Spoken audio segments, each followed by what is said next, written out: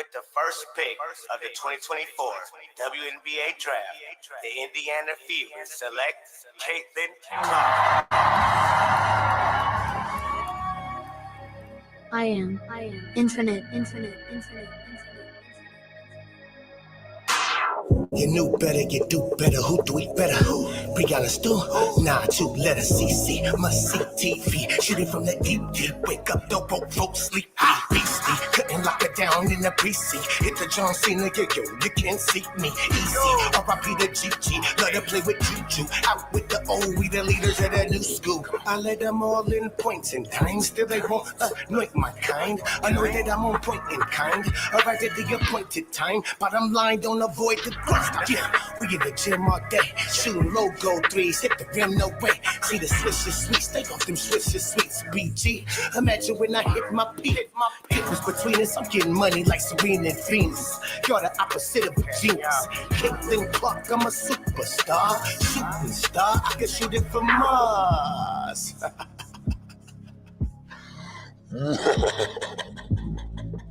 Caitlin Clark.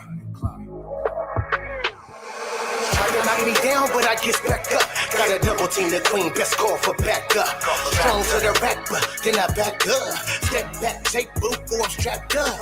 Try to knock me down, but I get back up. Got a double team, the queen, best call for backup. Strong to the rack, but then I back up. Step back, take boot, or I'm strapped up. Taking shots at me, must have missed your mark. I shoot it from the deep like I'm Caitlin Clark. Why they hate on me, must have a racist heart. We taking off for Caitlin Clark.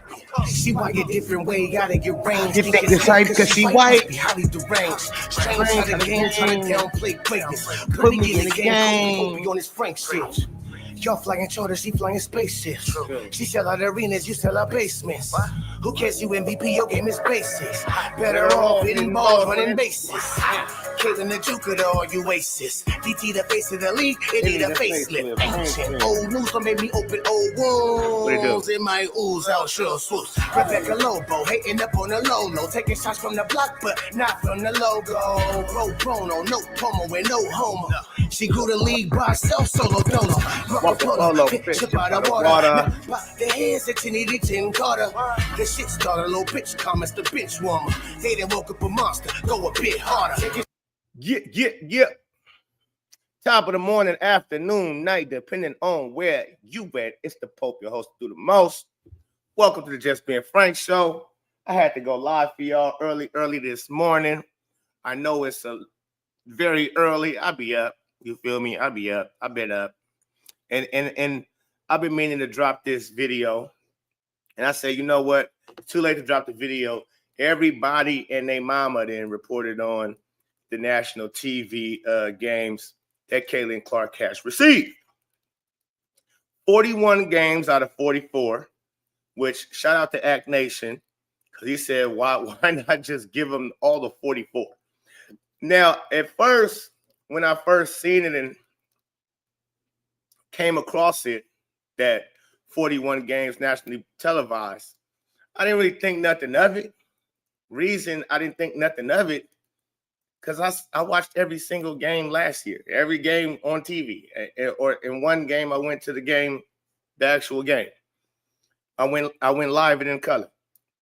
But I'm like, wouldn't have mattered to me. I was national TV. We was gonna watch every single dribble of Caitlin Clark in the Indiana Fever, regardless of on national TV or not.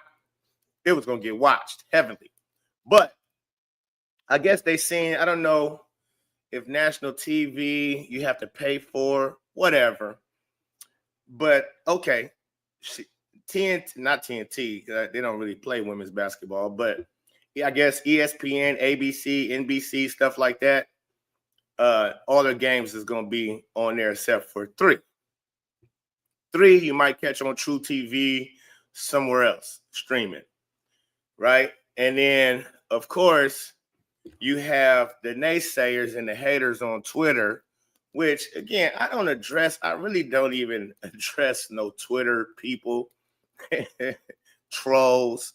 I see so many content creators, Caitlin Clark content creators, addressing trolls on Twitter.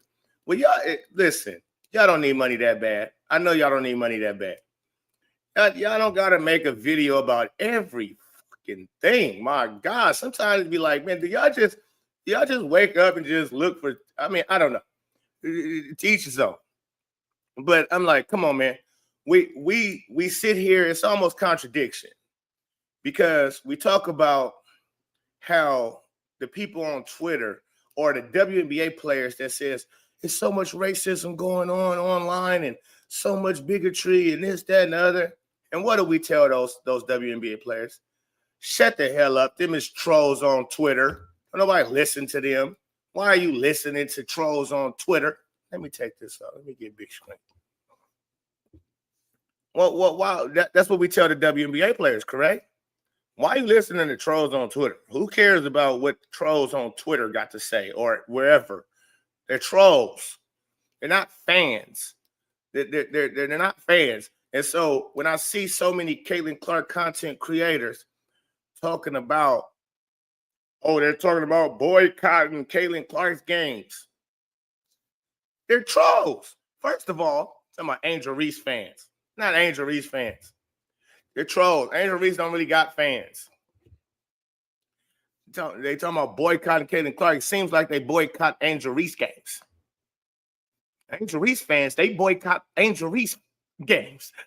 So why are we taking whatever they tweeting seriously? To where people making whole 15, 12, 11, it's like y'all burning Caitlin Clark name out damn near. You don't gotta create something just to, I mean, not even create. You just don't gotta do that. I'm tired of it. I'm tired of seeing all of the Caitlin Clark, everything. Caitlin Clark tied her shoestrings the wrong way. Caitlin Clark pooped yesterday. Like, knock it off. Okay? Caitlin Clark is a basketball player who ain't played basketball in months. But yet every day, they're talking about she changed her hair this way, changed her hair that way. Knock it off. I'm getting sick of it, especially with this last one. They talking about boycotting Caitlin Clark games. They don't even go to Angel Reese games. They don't even watch Angel Reese games. We taking them seriously? Y'all kill me, man. Y'all kill me. And yeah, that's all. Everybody I done seen that didn't report it on. They want to talk about boycott. Like y'all need money that bad? Because what you're doing, you're shining a light on trolls. Why are you shining lights on trolls? Knock it off. Caitlin Clark, don't go into their lane because you're swerving into their lane, into some feeding into the trolling shit. You sound like the WNBA players. Yeah, for everyone that reported on the boycott shit, you sound like WNBA players. Oh my God, they're talking about boycotting Caitlin Clark. All right, man. Let me get into what we came to get into. I had to do that little rant real quick because that pisses me off. Boycott Caitlin Clark. Ain't nobody boycotting no Caitlin Clark games. And the real fans, we buy games, we buy tickets, we go to the games. We buy whatever streaming app we need to buy to watch the games. Like we didn't miss a dribble. So real fans, ain't nobody boycotting. All right, let me move on. Oh, Lord. All right, so today we're talking about Caitlin Clark being the face of not only the WNBA, but also the NBA, basketball, college basketball, period, basketball. Not from the logo. You hear me? We talking about basketball. So I had a partner of mine, well, a YouTube friend of mine, well, used to be a friend of mine. He kind of flaked out on me, but his name is DKM. His name is DKM. He's from London or something like that, overseas somewhere. All right, let's go. I want to get back to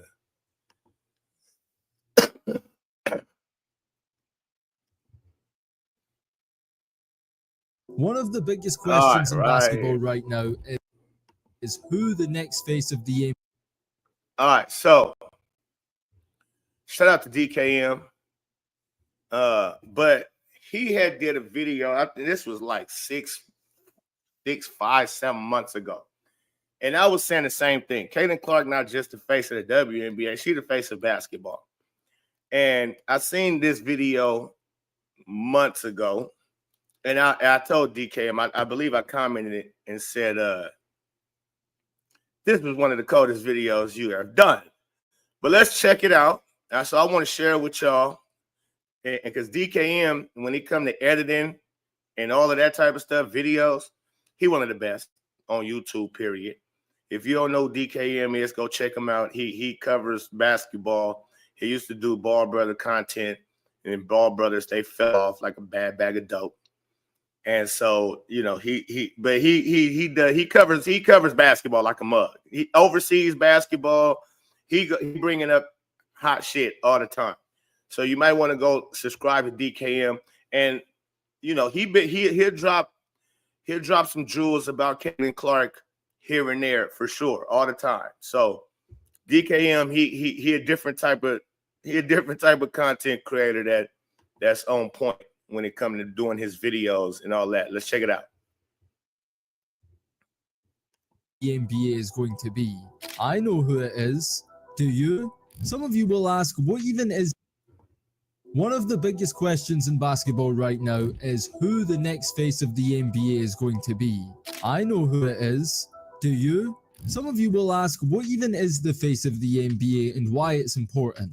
The NBA has always been a stars-driven league, where it's more about the individual than it is the team. And as a result of that, throughout NBA history, there have been athletes who became bigger than the sport. We put these players on a pedestal above all, and that's because the NBA was built on individual stardom. Back in the 1970s, America's most popular sports were football, baseball, and boxing. Basketball was popular. You see how my boy beat? You see how boy, I'm telling you, if I knew how to edit like DKM, that's why he got about 300,000 subscribers. The boy know how to make these videos look. He draws story out with the videos as he talking. Cold. Let's go. Popular, but at the time, college hoops was bigger than the pros. The NBA was struggling to find its identity until two young players came along and changed everything. See, cool. Like DKM, you gotta teach me how to do this, folks. This is cold. So he's speaking on Larry Bird, Magic Johnson. He bring up the old college clip of them two. Oh, that's cold. DKM, you cold for this. Magic Johnson and Larry Bird were the two best players in college basketball. The biggest debate in the country was who was better. So when the two met in the championship game of the 1979 NCAA tournament, it was the biggest game in basketball history. Over 40 million Americans watched it live. No basketball game.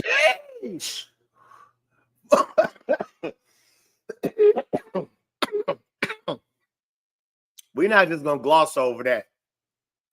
40 million watched this game. Okay, Clark was doing numbers. 40 mil back in the 60s or 70s or about 70s. Oh, Lord, let's go. Game at any level, NBA or college, has even came close to those viewing figures since. After Magic defeated Bird to win the title, fans were already too invested. They knew this rivalry was just getting started, and college fans followed for history. Over 40 million Americans watched it live. No basketball game at any level, NBA or college, has even came close to those viewing figures since. After Magic defeated Bird to win the title, fans were already too invested. They knew this rivalry was just getting started, and college fans followed them into the NBA. Magic Johnson became a Laker, Larry Bird became a Celtic. This amplified the rivalry even more. You had the best two players with a pre-established rivalry joining the two biggest NBA franchises who also had a pre-established rivalry dating back decades. The Magic and Bird rivalry defined the 80s. Every single year the NBA Finals featured one of the Lakers and Celtics, and they went head-to-head in the finals 3 times. But one day they got old, and the NBA needed something new. Then, conveniently, came along the guy who took the game global. Michael Jordan was already a household name coming into the NBA. He scored the game-winning shot to win the national championship at UNC. Unlike Magic and Bird, Jordan had no equal. He was head and shoulders above the next best player of his era, and because of this, he became a godlike figure. Every kid in the country wanted to be like Mike. Not only was he the best, but he was the most entertaining and exciting to watch. And on the biggest of stages, he'd rise to the occasion and win every single time. Michael Jordan transcended the sport.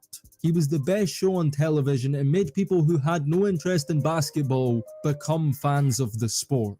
When he retired, he was always going to be a tough act to follow, but Jordan had inspired an entire generation to be just like him. And one guy really was. Kobe Bryant was the perfect heir. Another 6'6" athletic shooting guard with a burning competitive desire to be the best ever. Although he fell short in the eyes of most, Kobe filled the void left behind by Jordan, who finally retired once and for all in 2003. That same year, a generational talent had burst onto the scene. You already know who he is, the most hyped draft prospect in NBA history, arguably the greatest high school player of all time, and the one who introduced himself to the basketball world as the chosen one. LeBron anointed himself King James. He dared to wear the number 23 jersey, and despite the almost impossible expectations placed upon him as a young boy, he not only lived up to them, he exceeded them. LeBron has had the longest prime of any player in NBA history. He has been an all-star 20 years in a row. When it comes to being the face of the league, history says you hold that title for a decade. Bird and Magic had the 80s, Jordan the 90s, Kobe had the 2000s. He shared the latter years with LeBron, who has been the face ever since. LeBron was supposed to pass the torch to guys like Kevin Durant and Steph Curry. These are guys who have been among the faces, but never the lone face of the NBA. And that's because LeBron went on for so long. He's only now, at nearly 40 years old, finally slowing down, but the guys that were supposed to replace him are starting to exit their primes as well. LeBron is 39, Curry is 35, and KD is 36. Despite the three of them knocking 40's door down, most people would still consider these three guys the biggest names in basketball. But why? Those three guys are not winning MVPs. They're not the ones competing for championships, nor are they spearheading the best teams in basketball. It's almost like we missed a generation. Why haven't the best players of today's NBA aged 30 and under stepped up and taken the torch from those guys like all the other greats did before them? Nikola Jokic and Giannis Antetokounmpo.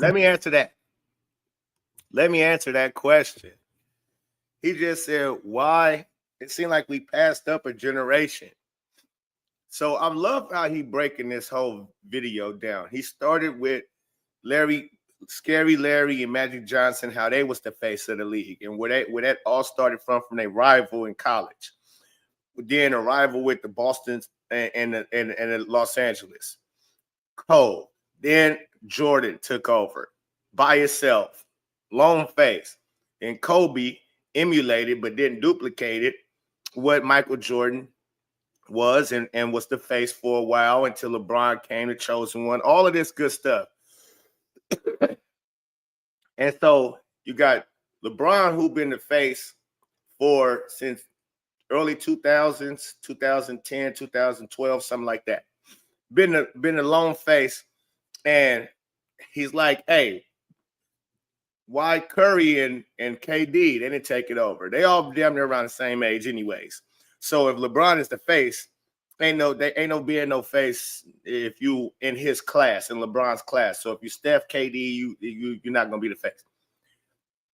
But it's funny how I said that, they're not winning MVPs, those three. They're not winning championships, right? Like that, right? So what's the problem with the new generation? The problem is we've raised suckers. Nobody's real leaders. Nobody's really like killer be killed mentality, that Black Mamba mentality that Kobe had, that win by any means necessary that Michael Jordan had. Nobody has that. And the reason why is because the face of LeBron James he's a guy that, I'll run over here to try to go get a ring. He chases rings instead of making it happen with his team. And he's had good teams that he's ran away from just because they wasn't super stacked teams. but he's had hella 5 good players, good teams, even when he was on the Cleveland Cavaliers for the first time, and it was the number 1 seed for like 3-4 years straight and kept getting bounced out the playoffs, out the Eastern Conference playoffs for all of those years that they was number 1. So it was looking kind of silly for him, right? And so, yeah, nobody, the new generation, they look up to LeBron. That's why you have no new face of the NBA. They all look up to LeBron, the little youngsters, and they think what he did in the league was cool, to chase rings, to not be loyal to a team, to move here, move there, all of that type of stuff. So it's weird. All those guys he just named, Magic, Bird, they played for one team. Kobe played for one team. Michael Jordan played for one team. LeBron James is the only face of the NBA that played all over the place. He done played all over the place. And so now it's a confusion. But let DKM keep cooking, because, boy, he cooked. Kumpo have been the best 2 players in basketball for the last 5 years. They're the guys with the best stats, winning MVPs, leading their teams to the best records, and winning championships. But for whatever reason, both of those guys have been rejected as the face of the NBA, not just by the media, but by the fans. And it makes you wonder, what does it actually mean to be the face of the NBA? To figure this out, we have to look at what the previous faces all have in common.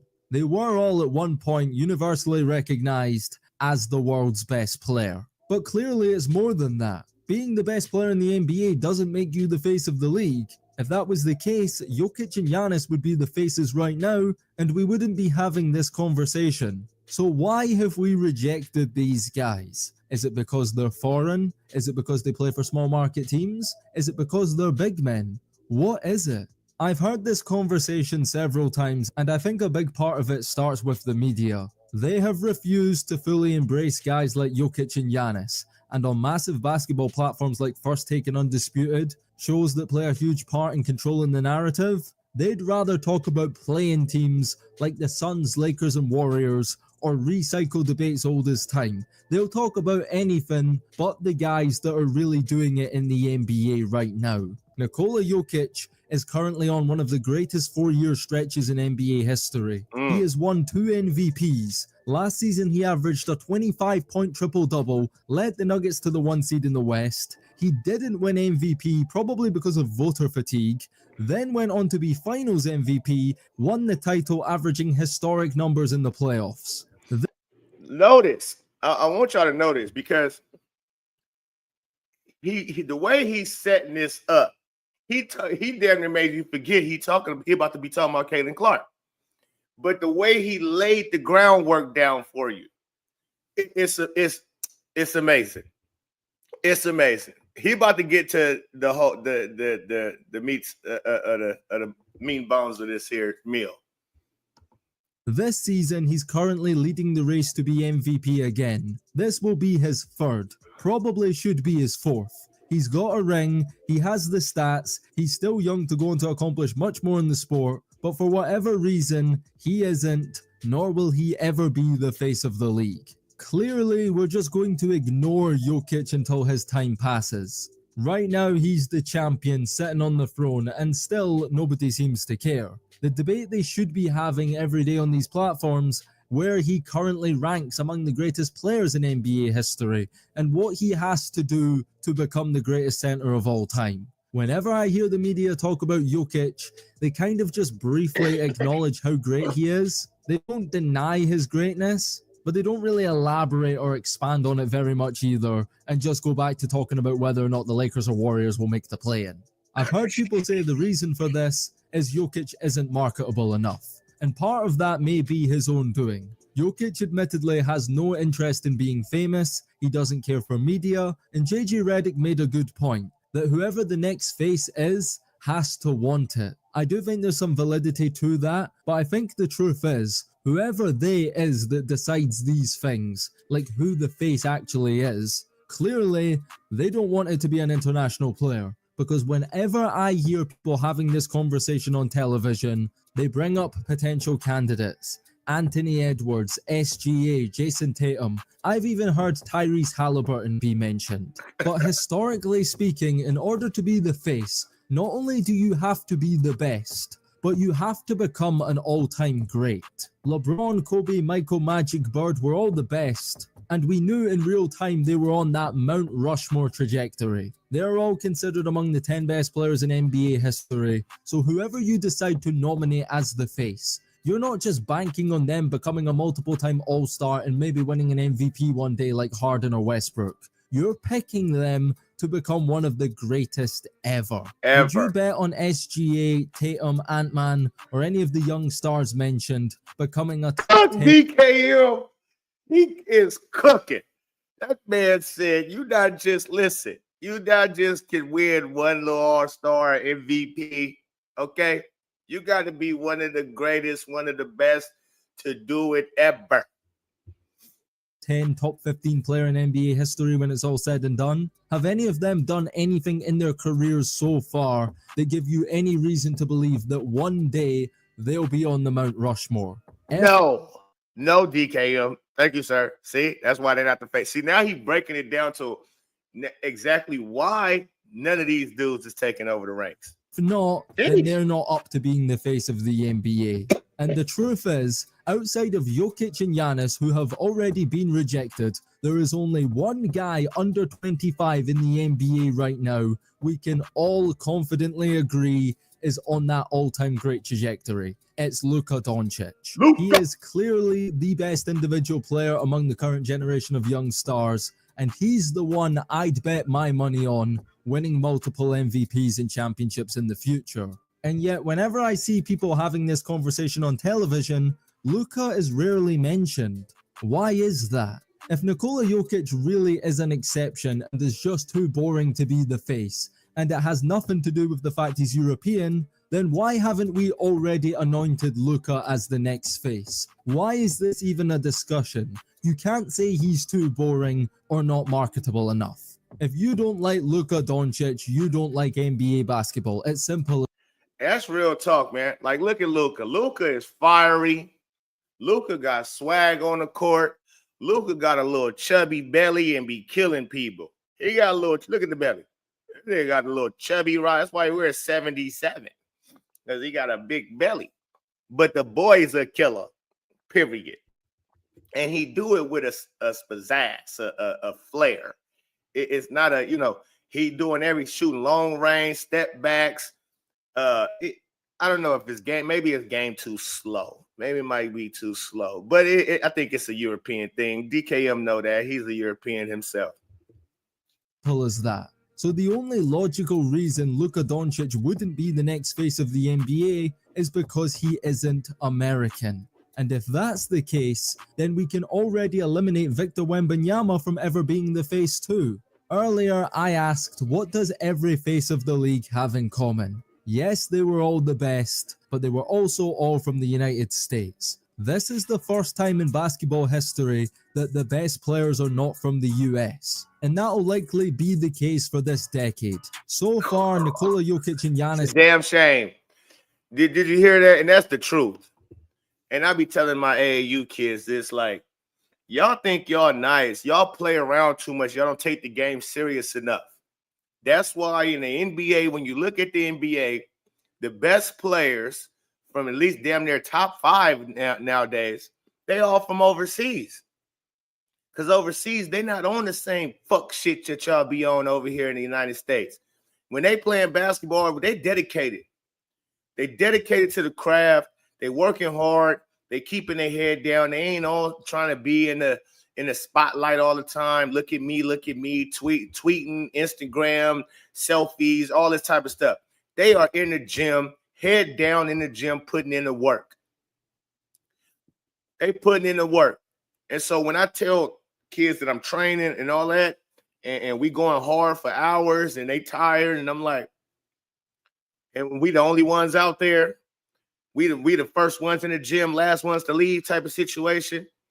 And I'm like, bro, don't think because we the only ones here that it ain't kids overseas, all over the country, all over the world, that's putting in this type of work right now as we speak, same age you are. all over the world. That's why you got the Luka Doncic, you got the Jokic, Giannis Antetokounmpo, Giannis Antetokounmpo. Before I even go past him, I watched his documentary, and he said they had to pay to get internet. They had to go to a place that had internet connection, and they would have to pay however many cents an hour to be on the internet. And him and his brothers, they would go and watch, they would pay to watch NBA basketball and see a lot of Kobe, a lot of Michael Jordan and all of this. And Giannis said, man, one day I was watching and I seen that Kobe Bryant got paid something like 50 million, something like that, 50 million, $40 million, play basketball. And he was like, he said he got paid what to play basketball? He said, shit, if I can just make 100,000 playing basketball, he said from that day on, he went hard on the yard. All day, every day basketball, he was determined. But that's what I'm saying. In the U.S., you got all these distractions and these kids ain't getting raised right. We not raising them right. We allowing the social media to raise them. We allowing all of that type of stuff. And so they don't have a same sense of focus. And again, the leader, the face of the NBA is LeBron James. And he not a good role model when it comes to this basketball stuff. He's a good role model off the court. I would say he ain't never been in those situations. But just from the outsider looking in, him having his wife that he been with since high school, 3 kids, they didn't raise, healthy kids, all that good stuff. Smooth. But on that basketball court, he act like a little bitch. I ain't gonna hold you. He's a weirdo on that court. He really irritates me. He got game, but his antics, the way he's a little bitch made type of man. I can't stand LeBron James. I really can't on the court because it does our younger generation a disservice. Like that's not how champions and killers act on the court, man. They don't. But yet the media spins the narrative. He's one of the greatest. And I'm like, no, he's not.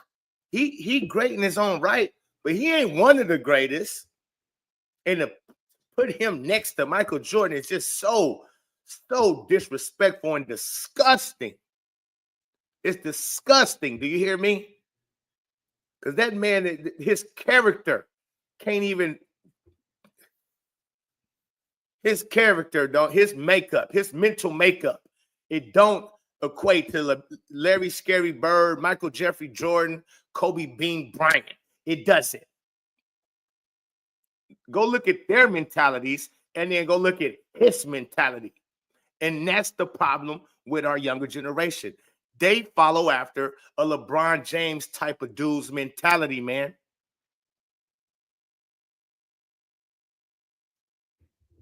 It ain't kill or be killed with LeBron James. It's if I can't kill, I'm going to move to a squad that got a bunch of killers.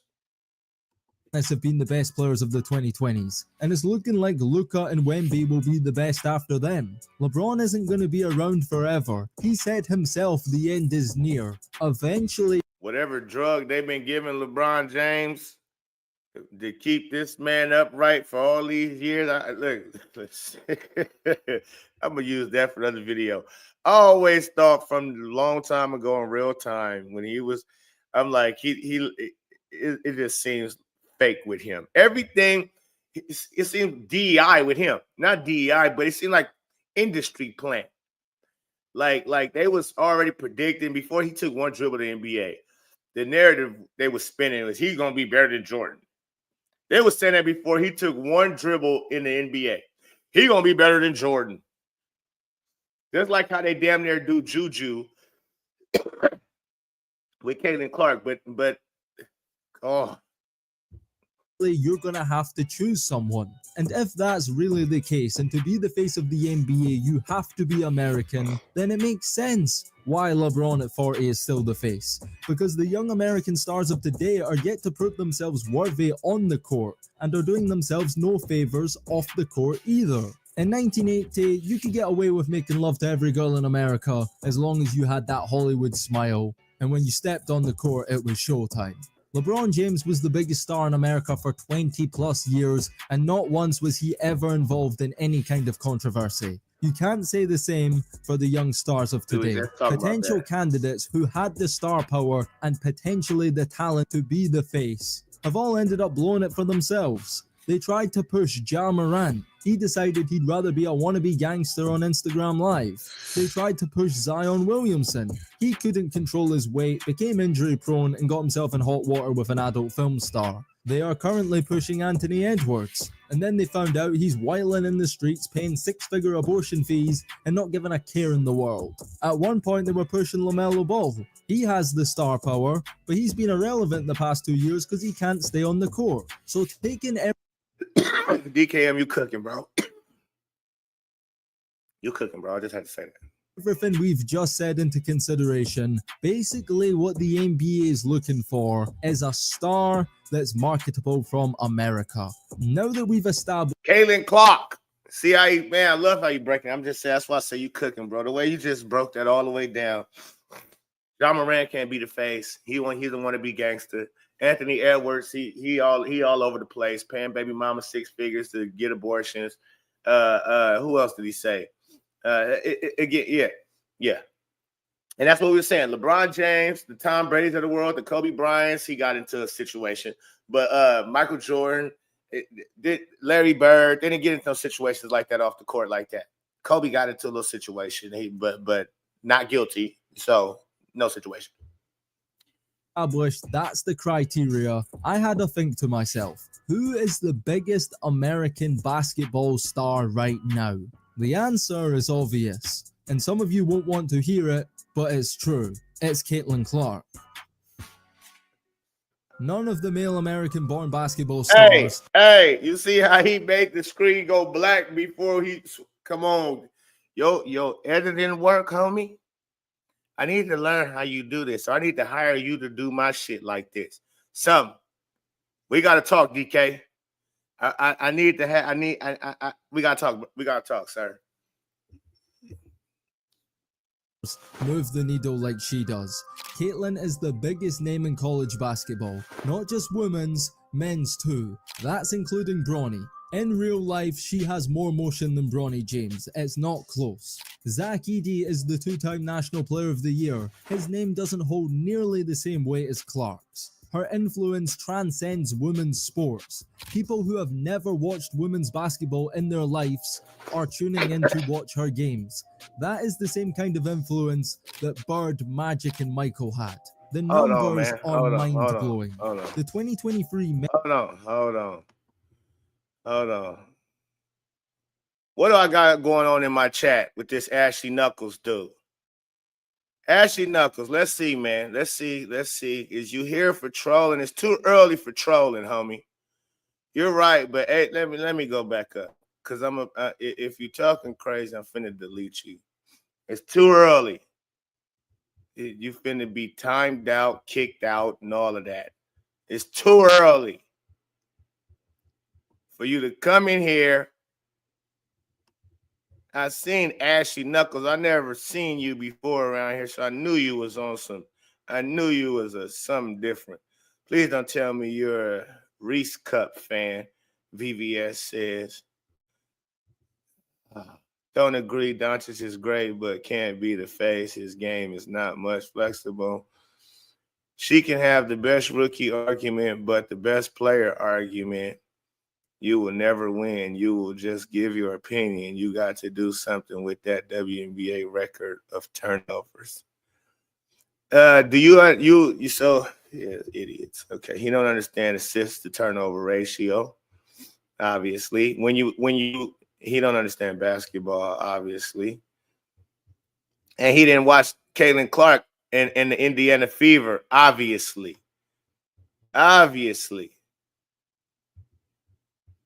All right, so I'm gonna start right there, and let's see. No, just a woman's basketball fan, unbiased, and calls it how it off the stats. the players put up. You a stat watcher? So you're not a game watcher. You a stat watcher, huh? You a stat watcher.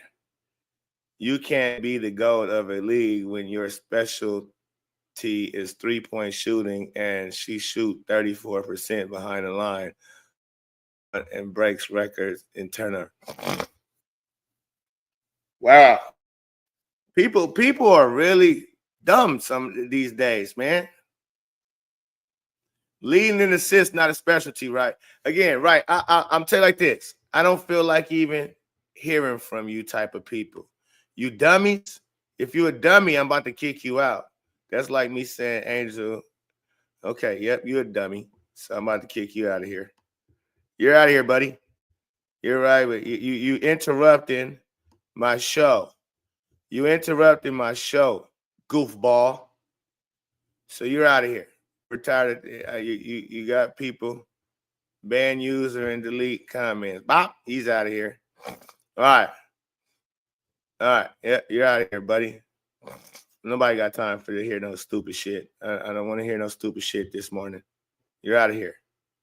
All right. Now you can watch from afar. You don't get the comment in here. You don't get the comment. It's too early in the morning for you to come in here talking stupid and saying dumb shit. You don't even watch the game. I'm tired of you trolls. That's why I even got on the content creator, Caitlin Clark content creator. Stop addressing trolls, man. Stop addressing trolls on Twitter. Just so you can get a few dollars. Okay? Shit's disgusting. You're giving them too much light. Okay? Giving them too much light. Now, Leroy Wicks, if you hear me later. Don't be kicking people out unless I say kick people out. Don't time people out unless I say time somebody out. You timed one of the soap pack out, I believe, the other day. So and for it's soap pack been over here. I don't think I'm saying her name right. That's why I'm stuttering. But it been over here, supporting the channel, all that. You can't be timing people out that be supporting them, and you had it mixed up on what the hell soap pack was saying, anyways. So you can't be doing that, Leroy Wicks. Don't do no shit like that. Unless I say get him out of here, then you get him out of here. All right, let's get back to the video. Because we had a little troll, punk ass motherfucker come in my shit, disrupting my goddamn show. Men's final reached a record low 14.7 million viewers. The Sorry, DK. Let's go back a little final bit. between Sorry, LSU DK. and Iowa, Go back a little bit. in everything we've just said into consideration, basically what the NBA is looking for is a star that's marketable from America. Now that we've established that's the criteria, I had to think to myself, who is the biggest American basketball star right now? The answer is obvious, and some of you won't want to hear it, but it's true. It's Caitlin Clark. None of the male American-born basketball stars move the needle like she does. Caitlin is the biggest name in college basketball, not just women. None of the men American basketball stars, notice what he just said. None of the men, he ain't even talking about women. None of them move the needle like Caitlin Clark. None of them. Men's too. That's including Bronny. In real life, she has more motion than Bronny James. It's not close. Zach Edey is the two-time National Player of the Year. His name doesn't hold nearly the same weight as Clark's. Her influence transcends women's sports. People who have never watched women's basketball in their lives are tuning in to watch her games. That is the same kind of influence that Bird, Magic, and Michael had. The numbers are mind-blowing. The 2023 men's final reached a record low 14.7 million viewers. The 2023 women's final between LSU and Iowa was watched by 12.6 million. To put these numbers into perspective, the 2023 NBA finals between the Nuggets and Heat averaged 11.6 million viewers per game, which means women's college basketball is competing with the NBA finals. To understand the significance of the Caitlin Clark effect, in 2022, the previous year, 18.1 million people watched the men's final and just 4.2 million watched the women's, meaning within 1 year, the audience for women's basketball has tripled. But last year was just the beginning. Whoa, see what I'm saying? Whoa. It tripled. Not doubled up. Look, people love to. Some people, when they invest their money in the stuff, and they want to come up, they be happy to just double their money. If you could double your money, if you could spend $100 on something and make $200 back, that's crazy. If you can spend $100 on something and make $150 back, that's lovely. If you can spend $100 on something and make $120 back, that's smooth too. But when you could double your money, that's lovely. We could get rich off of this scheme. Whatever it is we do. If I can spend 1,000 and make 2,000, or I can spend $1 million and make $2 million back every time, that's crazy work. That's called crazy work. She tripled it. She tripled the numbers. You gonna get what? Oh, come on, man. Y'all not understanding. Y'all not understanding. She tripled the numbers. Double. Triple it. Beginning. This year, the Caitlin Clark hype has reached historic levels. This season, she became the all-time leading scorer in college basketball history. Not just the women's, but men's too. She surpassed the record previously set by Pete Maravich over 50 years ago. But she isn't just breaking. Over 50 years ago. There ain't been a college basketball player in 50 years to do what Caitlin Clark has just done. The last person to do what Caitlin Clark just did, it was 50 years ago. 50. Pistol Pete record has been up there strong for 50 years. And Caitlin Clark comes along. Sheesh. Breaking records on the court. She's breaking records off the court too. 4 million people tuned in live to watch her break the scoring record. The highest figures for a college basketball regular season game in 25 years. She has sold out arenas all over the country. Tickets that would usually cost between $10 and $30 are selling in the thousands. People are traveling all over the country. Oh, you busting them up. You hear that? You hear that? What ticket prices used to be 10 to 15, 20 at the most $20. Caitlin Clark selling them out by thousands. It's costing raccaronis. It costs you. Again, I went to the Dallas Wings game, sat courtside, spent well over $1,000. Spent well over $1,000 myself. Hold on, big screen. Hold on, big screen.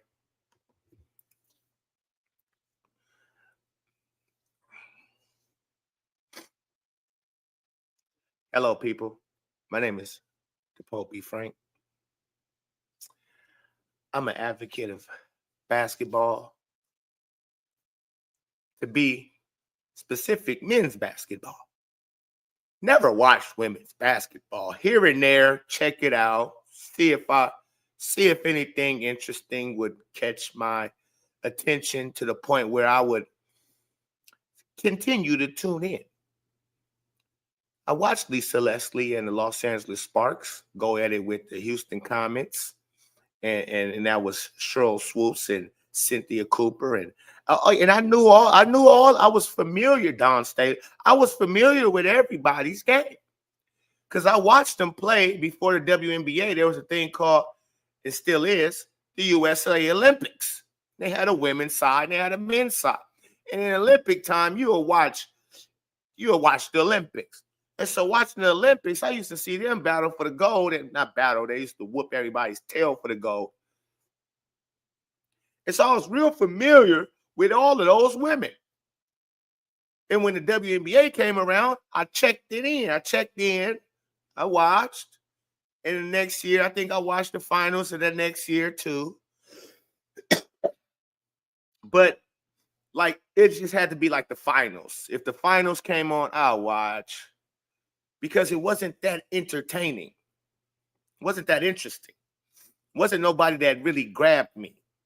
So for Caitlin Clark to come along and have me doing full content on Caitlin Clark, have me really locked in. When I heard about her, I said, okay, I'm gonna check it out. I heard about her. She likes Steph Curry. That's what I heard. And I checked her out, and I went in with the no. I went in with the mindset of knock it off. Like, come on, man. Like Steph Curry, like he's shooting from the logo on a consistent, regular basis. You telling me there's a white girl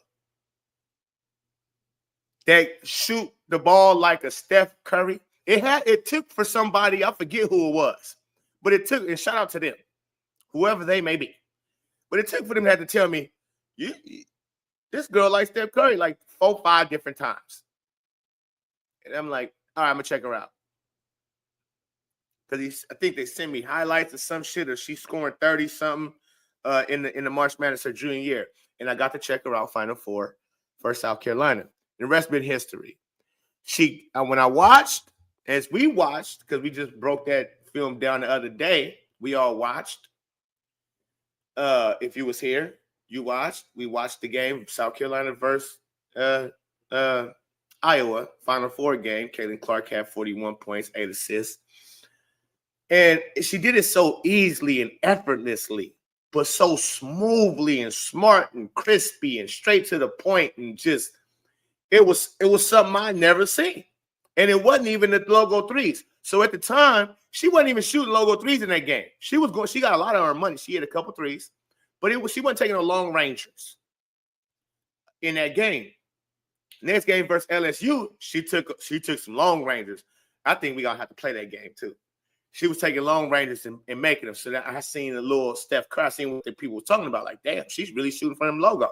She'd pull up comfortably. Seen a little bit of it in the South Carolina game, even though she missed a few of the long rangers. But I seen how her form, I'm like, oh. So, yeah, that could have easily went in. So I'm like, oh, so those usually go in. So I know how to evaluate talent. So even if you had a bad off shooting night, I can tell if you can really shoot the ball. You understand? By your form, your confidence in the shot when you pull up. You understand? I can tell. So I was hooked. I was hooked to Caitlin Clark immediately. And then when she put up the 35 or something like that versus LSU, the next game, a championship game, I'm like, oh yeah, she cold. She really liked that. So I couldn't wait to see her senior year. Watched all her senior year. Didn't miss it. And she didn't disappoint. See what I mean? Those 2 games in her junior year, Final Four, championship game, that put her on the. If you tuned into those, you was hooked. She hooked you by her personality. And it wasn't even just it's her smarts on the court. The way she just plays the game, right? And then her personality, her fiery competitiveness. Because when I seen her do all of this and wave Raven John, I said, oh, okay, so she not just no little prissy old little white girl. She fiery. She gonna let you know I'm better than you. She gonna let you know I'm better than you. Without saying I'm better than you. She just gonna go to the crowd and do something like this. Or she'll go, girl, you're terrible from out there. I didn't even gotta guard you. You're self-check. That's what that's called. Self-check. I didn't even gotta guard you from out there. So again, Caitlin Clark had me hooked. She had me hooked from the start. As soon as I watched her. Nobody else does that. Not even the NBA. All right, DK, keep cooking. Country, paying whatever it costs just to see her play live. They believe they are witnessing a truly generational athlete. And in terms of talent, she is undeniably generational. Clark is leading the country in scoring and assists. She's averaging 30 and 7 a game. To understand just how box office she's averaging 30. And they say so. Oh, wait. Wait, I can't let you let that slide, DK. My dude said she averaging 30-7, folks. 30-7. Not just 30 with 2-3 assists. 30-7.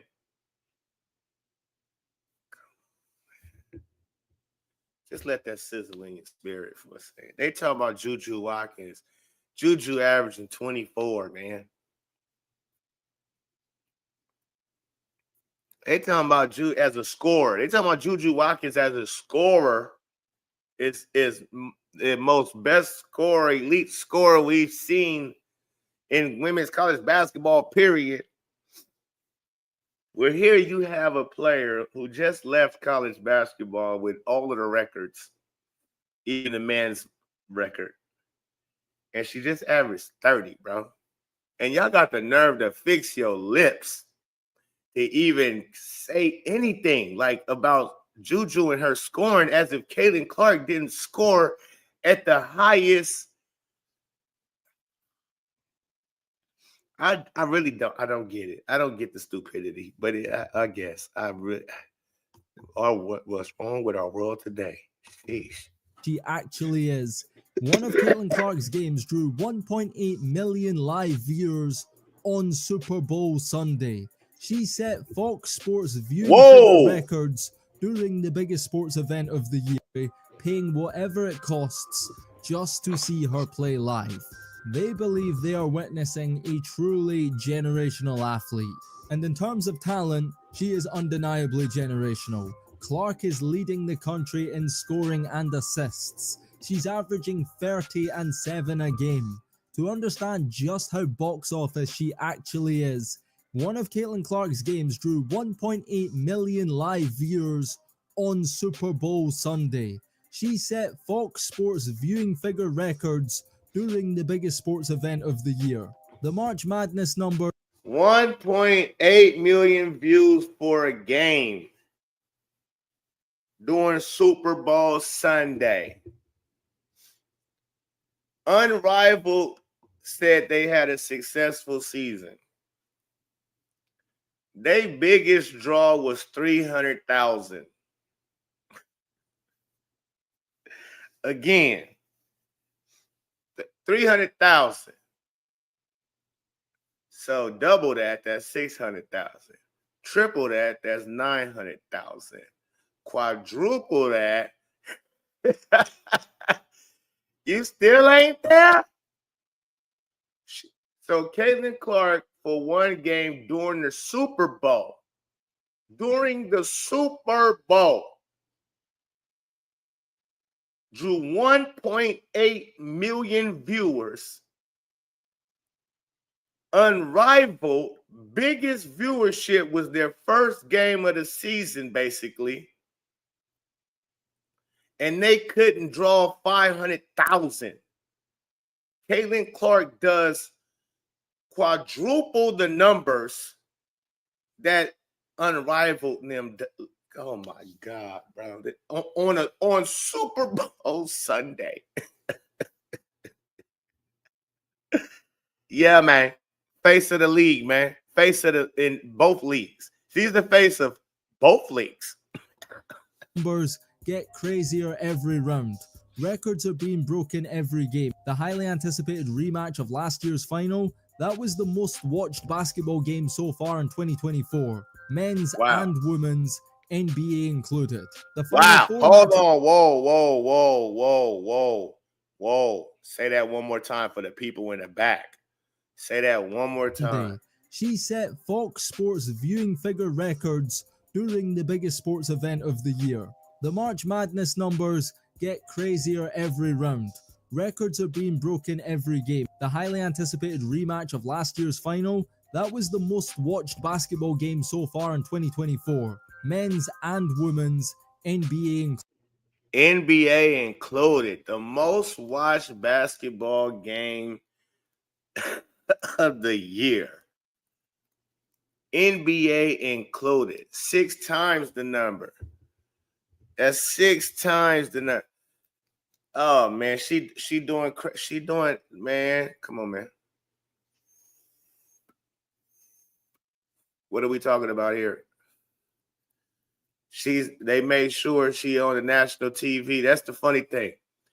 They don't want to actually say it's Caitlin Clark that's changed the game for the WNBA. This is the we're gonna get into that. Hold on, let DKM finish. Let DKM finish. Oh, because I'm about to cook after this. Included. The Final Four matchup with Paige Beckers was the most viewed women's Final Four game in history. Now, everyone knows that this was Caitlin Clark's last year in college. She said she's going to the NBA. She's a lock to be the #1 pick. And the question that everyone's asking is whether or not she'll have the same impact in the pros as she did in college. And this takes us full circle to when Magic and Bird came into the NBA. Never did any of their NBA games, not even in the finals, gather the same viewership as the 1979 NCAA tournament. But fans did follow their careers, and a lot of them became fans of the NBA because they were invested in those players. It all started in college. Last season, the WNBA Finals averaged a record 728,000 viewers per game, meaning the WNBA in a record year pulled just 6% of the NBA's lowest finals viewership.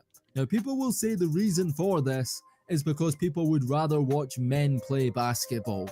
But statistically, that's not true, because this year in college, men's basketball games are averaging 946,000 viewers per game. Women's basketball games are averaging 981,000 viewers per game, meaning there are more people watching women's basketball than men's. And that's not just Caitlin Clark, that's women's college basketball as a whole. So why are the women becoming more popular than the men? We have to go back to what made college basketball so popular in the past. Continuity, the rivalries. Players weren't one and done like they are today.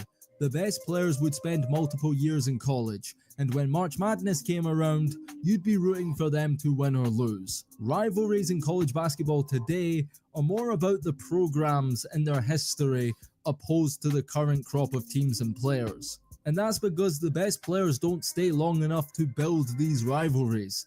The reason why the rematch between LSU and Iowa was one of the biggest basketball games of the decade is because it's the sequel to a movie we all loved. Everyone wanted to see the rematch and find out whether or not Caitlin Clark would get her revenge. But when Zion and the Blue Devils were eliminated in 2019, we didn't get to see him, RJ Barrett and Cam Reddish run it back and try to win a national championship. They were all one and done and left for the NBA. And that right there is the major problem with the NBA. And the NBA did it to itself. You start allowing these dudes with this one and done, and y'all just start taking even the high schoolers. After Kobe came out of high school, y'all just went crazy with grabbing high schoolers. I mean, insane. If you have the talent, the way it used to be was you wouldn't even think to try to come out of high school to the NBA because it was way too talented. It was real grown men. It was a grown man's league, right? It was a grown man's league, and if you did try to come out of high school, you better have been. I mean, the guys that came out, the Moses Malone, he was first. Then you had a Sean Kemp come out of junior college, but then you had Kevin Garnett. 6'10", 6'11", crazy hops, handles, shot, everything. So Kevin Garnett, that's a generational talent. You don't find too many Kevin Garnetts, Moses Malones, Kobe Bryant's. We end up seeing what Kobe Bryant ended up being, basically, arguably the second best of all times. So those type of dudes, you can see them. LeBron James, you can see them coming. That, okay, yeah, they can handle probably coming out of high school. But when y'all start just grabbing everybody and their mama that come out of high school and say, okay, we can develop them. What? You paying them millions of dollars to develop them? That's what college is for. When they get to the pros, they should be pros. Yeah, they can get better as pros, but you shouldn't have to develop shit. You should be developed enough to be here. So kids going to college 1 year and they just taking in the NBA, taking them in the first round, going off potential, off potential. That's why the league sucks. And nobody watches the league like that no more. I don't care what you say. The viewership is down so badly in the NBA, and it's boring. Every time I tune into a game, it looks like a three-point contest. That's all it is, a three-point contest. You got no more people. You don't got people really dunking on people's faces no more.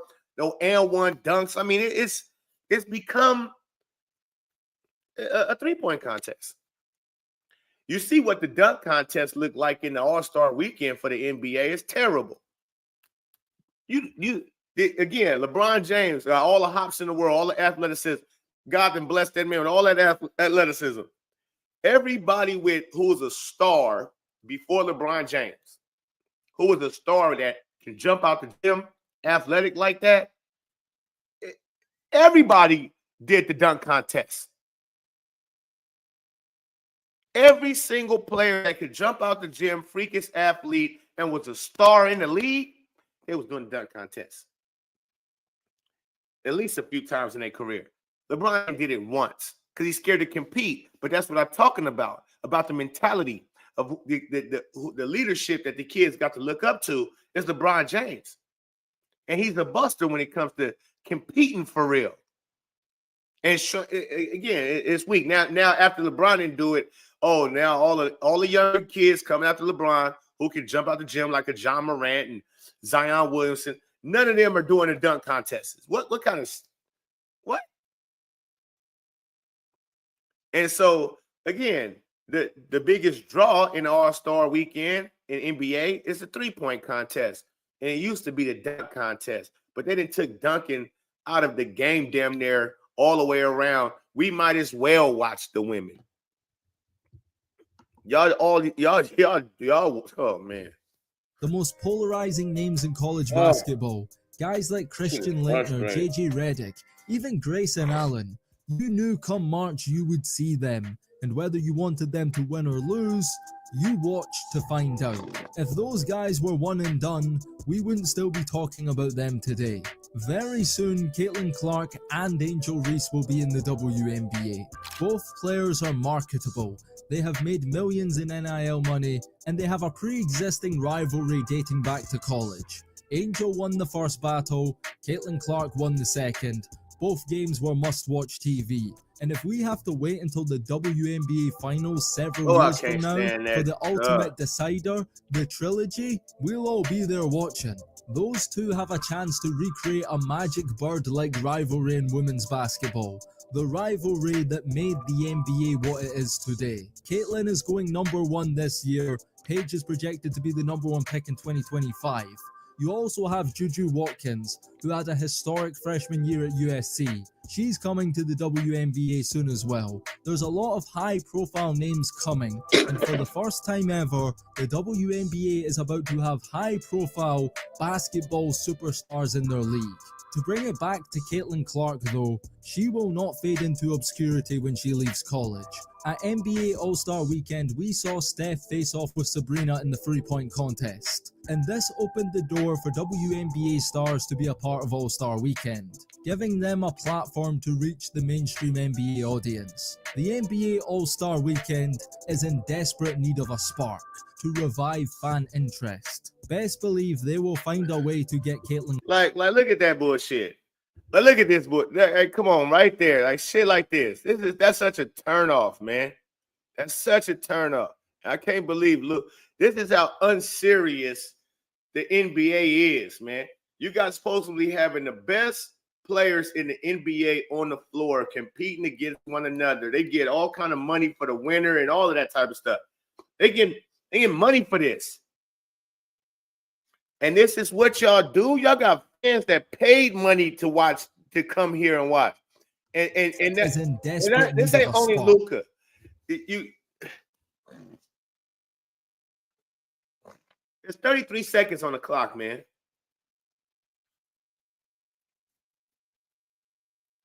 Guess what we're gonna do? It's a circus show. It's a to circus. revive fan interest. That's Let's why believe Luke. they will There you find go, a right way there. to get Caitlin. That's why Luke can't be the face of the NBA. He's not serious, bro. I can't believe. I can't believe. I didn't even see that before. You can't believe you even did some shit like that. Clark involved. And if done the right way, this could be what saves All-Star Weekend. Caitlin Clark has also been offered $5 million to play in Ice Cube's Big 3 League. Now, her rookie salary in the WNBA is expected to be around $70,000 next year, meaning Clark has the opportunity to make a WNBA star's career earnings in one summer. She can make $5 million for 10 3v3 games versus former NBA players. Now, we don't know if she'll accept the offer just yet. There's good reasons for and against this. What I do know is that if she does accept and Caitlin Clark is in the Big 3 playing against men who played in the NBA, the Big 3 will sell out crowds and break all kind of viewership records on TV. Everyone is going to want to watch that, especially in the summertime with no other basketball on television. Ooh, look at them legs. Hold up, hold up. The 2024 Hey, Olympics you got some serious on legs, TV. little mama. Everyone is going to want to watch that, People be especially saying, in the look, summertime. people act like Caitlin ain't. People be acting like Caitlin ain't sexy out here. People be acting like CC ain't sexy out here, man.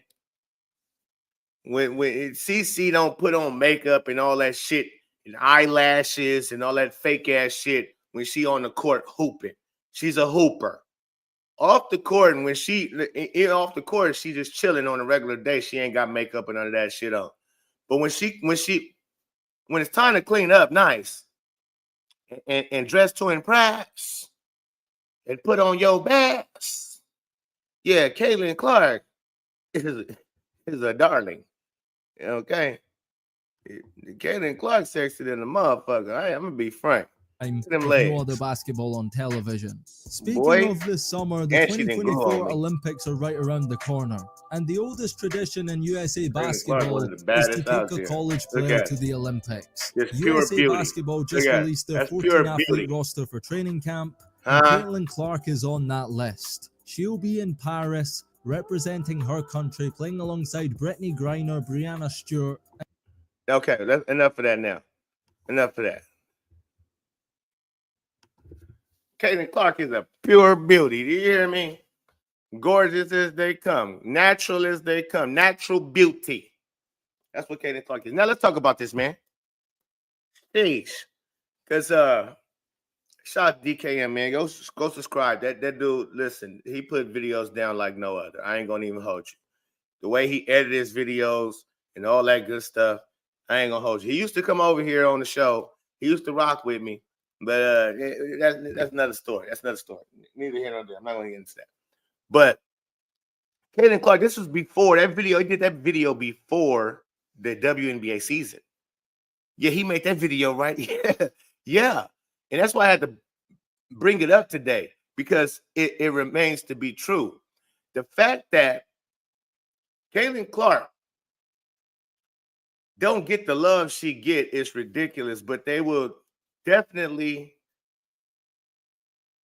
Okay, let me see how I'm gonna put this. Let me see, because it's kind of weird. They say it's the rookie class of last season that came in with Caitlin Clark. They say it's Angel Reese too. They say it's all these different things, right? And I'm talking about from the Kathy Engelberts of the world.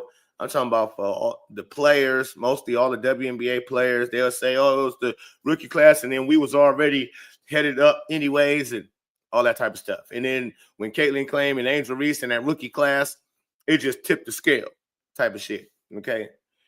What tells you that everybody knows it's a lie, and you got the owners, BET owner who owns the Mystics. Everybody should be on the cover of Time magazine. Then you got the owner from or part owner for the Atlanta Dream talking about they not like us. I forget what her name is. I don't care. They not like us. Okay, you got her. Okay, And Atlanta Dream saying we moved the game to a bigger arena due to scheduling conflict. Instead of just saying Caitlin Clark, she draws the biggest audience. Washington moved the game. All these people moved their games to bigger arenas. And it's saying and nobody still wants to say it's because of Caitlin Clark. They put 41 games of hers on national television, but they won't tell you it's Caitlin Clark. They won't tell you it's because of Caitlin Clark. Put 44 games on the TV and so on and so forth. But it's not Caitlin Clark, right? Now the other girls got Breanna Stewart and Asia Wilson. They got 33 and 30-something games up there. Something they would have never had up there. They would have never had up there. And again, it's because of Caitlin Clark. Shout out to Ben Daniels in the building, my guy. Salute the Pope. Early bird gets the worm off to get my day going. Peace out, y'all. Salute chat. Shout out. No doubt. But yeah, man. 41 games national TV, but it's the rookie class. Right? 44 games on national TV, but every WNBA player should be on the Time magazine, right? Damn near every team that Caitlin Clark is going to go play outside of Indiana, it's moving the arenas to bigger arenas, but it's because of the rookie class. It's not because of Caitlin Clark. See what I mean? They do everything to tell you that, yes, it is all because of Caitlin Clark. But they won't just actually say that. Nobody will just actually say Caitlin Clark can change the game. She's the biggest star in all of basketball. How would that hurt the WNBA or if Kathy Engelberg actually promoted her best player as, hey, we got the best player in basketball, man or woman. We got the most exciting player that you want to watch in our league, not the NBA. You would actually probably draw more people. If you actually came out and told people who might not even heard this before, they might, let's just say, some people they don't know what's going on. They've been so busy the last 2 years, head in the books, whatever they're doing. And they actually heard you, a statement or a clip is going out that said, the commissioner of the WNBA says they have the best player, the most exciting player, the must-watch, must-see TV type of player than even the NBA in basketball, period. NBA, WNBA. And it's truth. It's all truth behind it. There's no hype behind that. That would get you, that'd turn heads like, oh, what? Really? There's a girl who's the biggest basketball star over the men? Yes, there is. I have to see this. And then when you see it, you won't be disappointed. See that? That's how you bring them in. But trying to act like, oh, it's a rookie class and it's the Asia Wilson who's been here for 7 years and ain't never moved nothing. Sabrina Ionescu, who we just heard of during the three-point contest because she shot against Steph Curry. It's the first time we heard of her. Breanna Stewart, never heard of her. And if you tune into their game, you try to promote them as being Asia Wilson. Never heard of her. Till she said Caitlin Clark getting all this shit she getting because she white. First time I heard of Asia Wilson. So you'll be highly disappointed if a commissioner, somebody told you, hey, Asia Wilson, better than she the must-see TV. And then you tune in and this? No, it's not. Caitlin Clark won't disappoint. She won't disappoint you. And she doing her thing, and I can't wait to the new season. Oh, man. I'm just frustrated. I just can't wait for basketball start because really, y'all, I really don't. I don't like to just be talking just to be talking. And that's what I feel like a lot is going on in this off season. A lot of just storylines, people just trying to grab every little thing to talk about, and it's coming and it's filling my feed up. And it's filling my feed up. And I'm like, man, I'll wait till basketball season. Don't talk NBA basketball. They're trash, terrible. But you know. Now, I will talk about Cooper Flag. Cooper Flag might say the NBA. Okay. Cooper Flag from Duke University. He'd been injured for the past week. He just got back healthy and whatnot. Ankle. I shouldn't say healthy like he was sick or something, but he had tweaked his ankle. He back at 100%. He played like it last night. I forget. I don't even know this. I don't know the stats, man. But if you ain't watching Cooper Flag is must-see TV. You want to see great basketball, and I'm talking about at the highest level, Cooper Flag is him. Cooper Flag and Caitlin Clark will be the two. And I know black people that like to race bait and use they color their skin as they God, basically. I know a lot of you black people like that. Oh, y'all gonna hate the fact that Cooper Flag and Caitlin Clark is the faces of basketball. But that's what's about to happen. Cooper Flag is he about to take over the league. Cooper Flag about to take over the league.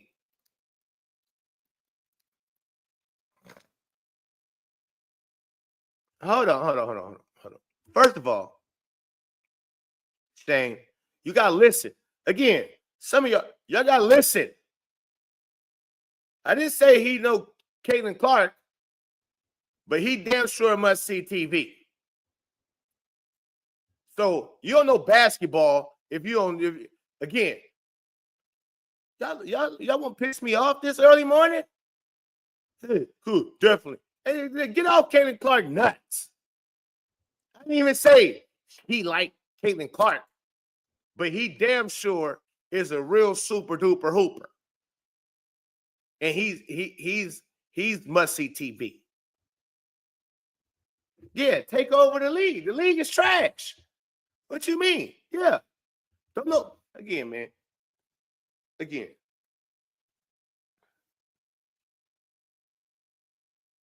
You gotta know basketball. If y'all don't come around here, you better know basketball. Straight up. I don't. You gotta know basketball. Cooper Flag, have you watched them? And if you ain't watched them, then you shouldn't be speaking. If you ain't watching, you shouldn't be speaking. Yeah, get off her nuts, nigga. You on her nuts. Because she ain't CC. They ain't even say she's CC. Get off her nutsack. You riding her nutsack too hard. Yeah, that part.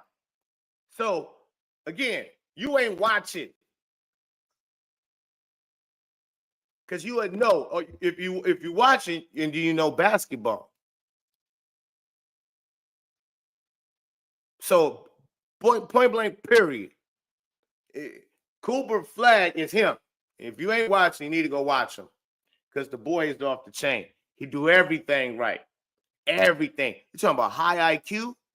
See, he more like CC than anything when it comes to how smooth and easy the game is to him. The passing, the scoring, his defense is on a whole nother level. Defense on a whole nother level.